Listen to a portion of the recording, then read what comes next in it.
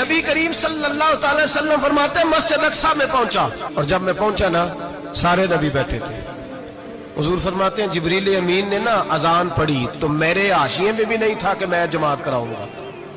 یہاں لوگوں کو شوق ہوتا ہے نا آگے آگے، کہا میرے حاشیے میں بھی نہیں تھا کہ میں جماعت، میں تو پیچھے تھا. میرا دل تھا موسیٰ کرائیں گے، عیسیٰ کرائیں گے، ابراہیم خلیل اللہ کرائیں، یا حضرت آدم علیہ السلام سب کے باپ ہیں وہ کرائیں گے. فرماتے ہیں جب اقامت ہوئی تو حضرت جبریل نے میرا ہاتھ پکڑا. نبی پاک فرماتے ہیں حضرت جبریل نے مجھے کھڑا کیا تو میں نے جبریل کو دیکھا، میں نے کہا مجھے کیوں کھڑا کر رہے ہو؟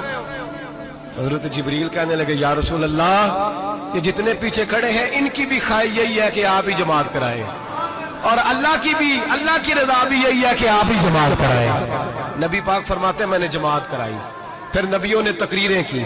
میری باری آئی تو ایک جملہ کہا تو حضرت ابراہیم کہنے لگے آپ نے تو ایک جملے میں ہی کمال کر دیا ہے. کوئی نبی کہنے لگے میں کلیم اللہ ہوں، کچھ کہنے لگے میں روح اللہ ہوں، کوئی فرمانے لگے میں خلیل اللہ ہوں. سب نے اپنی ذاتی بات کی.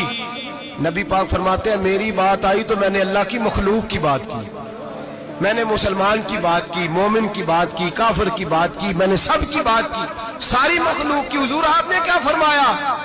نبی پاک فرمانے لگے میں نے کہا الحمدللہ الذی ارسلنی رحمۃ للعالمین. فرمایا اللہ کا شکر ہے اس نے مجھے ساری کائنات کے لیے رحمت بنا کے بھیجا ہے.